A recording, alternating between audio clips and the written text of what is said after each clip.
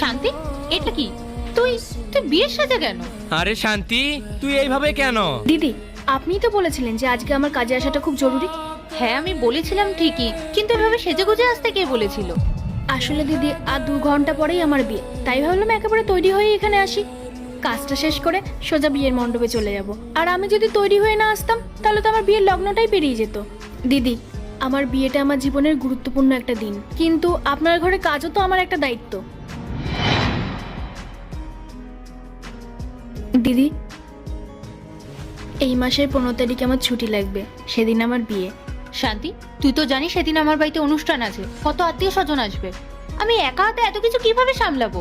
দেখ, ছুটি দিয়ে আমার পক্ষে সম্ভব না, তুই একটু ম্যানেজ কর। দিদি, আমি কি আর শখ করে ছুটি চাইছি?